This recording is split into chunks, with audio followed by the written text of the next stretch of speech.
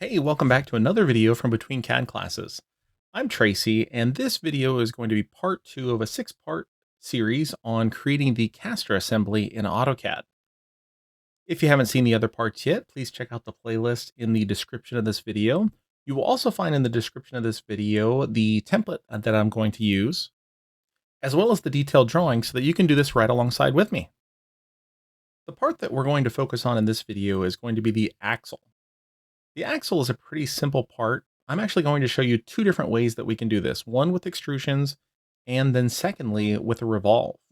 Let's take a look at our extrusion workflow. We're going to begin by creating a circular shape and then extruding it.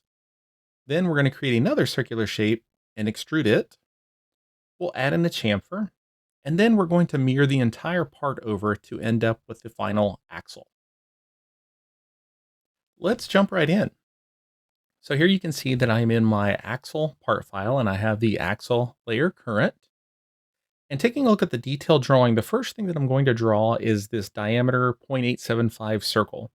And then I'm going to extrude it only half the depth, 0.75 in this case, because once again, I'm going to mirror this part over. I want my front view to actually be the longitudinal view, so I'm going to create my first circular sketch on one of the side views. So here in my named view dropdown, I'm going to switch this over to my right side. That will reorient my screen. And then I'm just going to draw around the origin, around 0, 0. So I'm going to start with a center diameter circle. And then my center is going to be at 0, 0, and then enter. And then my diameter is going to be 0.875 and enter. Before I extrude this, I'm going to return to my world coordinate system using this button right here. And then I'll select my home button on my view cube. I'll go ahead and zoom in a little bit here, and then I'm ready to extrude. So I will choose my extrude command. I'll go ahead and select my circle and then enter. I want to bring it out this direction, so a positive Z would take it back, as we can see from the UCS icon. So I'm going to put in a negative 0.75 for this first extrusion. Next, I want to sketch another circle, this time with a diameter of 0.625. On the center of this surface right here. So I'm going to make sure that dynamic user coordinate system is turned on. I can see that here in my status bar. If you don't know how to turn that on, take a look at part 1 of this series. And then I'm going to use my center diameter, and then I'll just simply snap to the center of this surface, enter in my diameter of 0.625, and then I'm ready to extrude. So I'll select extrude, select my circle, enter. Now we can see that it reoriented the UCS and positive is actually in this direction. So I'm going to go ahead and type in 0.85 and enter for that portion. I could go ahead and union these 2 solids into one. I'm going to actually save that until the very end. So I'm going to chamfer this edge here.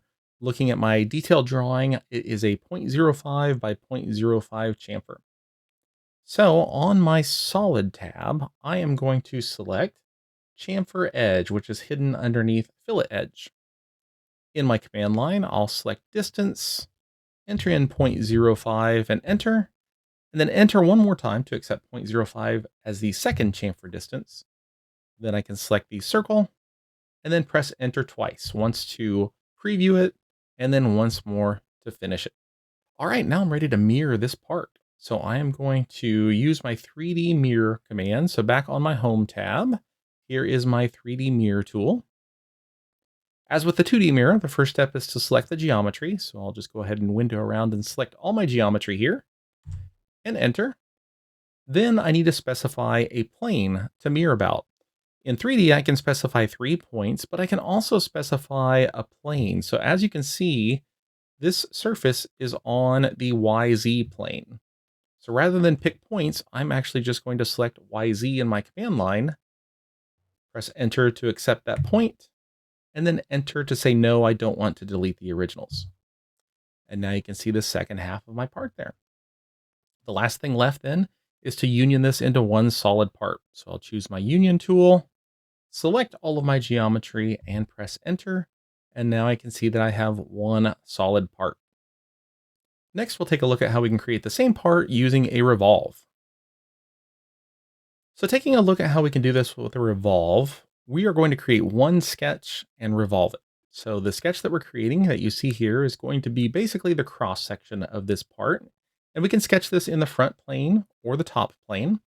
And then we're simply just going to revolve it around the center axis.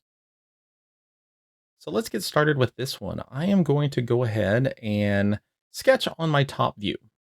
So I've already got my grid there. I'm just going to select top on my view cube. So I'm looking directly down at it. And then I am going to start my line command. And once again, I'm going to build this around the origin. So I'm going to put 0, 0 and enter as my first point. And then to the right, I'm going to go the full length of 3.2. And then from there, I've got to do a little bit of math. So the diameter of this shape is 0.625. So half of that is going to be 0.3125. So that's how far up I'm going to go.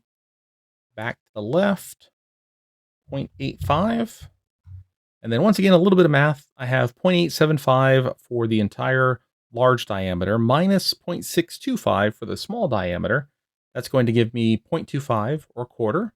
And so then half of that is going to be 0.125. So that's how far up I want to go for this one, 0.125. And then back to the left, 1.5. Back down the 0.125. Back to the left, 0.85. And then back down to the origin, or I can choose the close option at the command line. Now, before I revolve this, I want to make sure that this is a polyline. I could have started with the polyline command, but since I didn't, I need to join them all together. So I'm going to select my modify dropdown and select join here. Of course, you can always type J and enter as well. I'll window around everything and press enter, and I can see that I now have one shape here. I'm going to go ahead and click the home icon on my view cube, and then I am ready to revolve this. So I'm going to click the drop down underneath extrude and select revolve. First, I'll select my shape, then enter. Then I want to specify an axis start and end point. So I'm going to pick my origin point here, and then the opposite end point across the part, and then the angle I want to fill. So I want to rotate this all the way. So I'm going to press enter to accept 360 degrees. Now I could have included the chamfers in my original sketch. Since I didn't, I'm going to have to go ahead and chamfer them. So back to the solid tab and then chamfer edge. Once again, I'll look at my distances. They're already 0.05. So I'm going to pick one of the edges here, then enter twice, and then do the same thing on the opposite side. So I'll press enter to repeat the command, select the edge, and then enter twice. And now you can see the finished axle there. So there you have two different ways to create the same part. As usual in 3D modeling, there's lots of different ways to create the same part.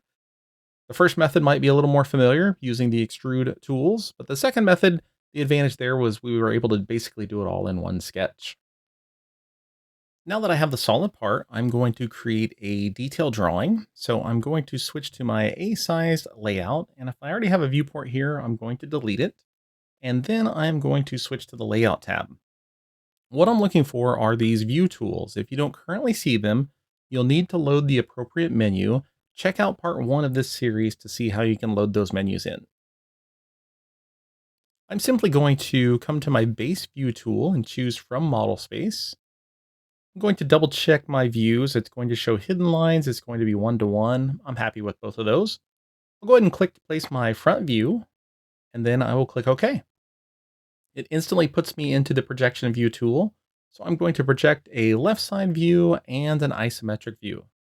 Then I will right click and choose enter. Next, I want to make my isometric view shaded. So I'm going to double click on it. That opens up the drawing view editor tab. And then over here, instead of hidden lines, I'm going to set this to shaded with visible lines. Then I'll click OK. And there we can see my 3 views. Of course, from here, I can add in center lines, center marks, and annotations, but we'll stop here for this particular part. I hope you found that helpful. Once again, check out the description to find a playlist of the other parts in this assembly. And as always, thank you so much for watching, and we'll see you next time in the next video from Between CAD Classes.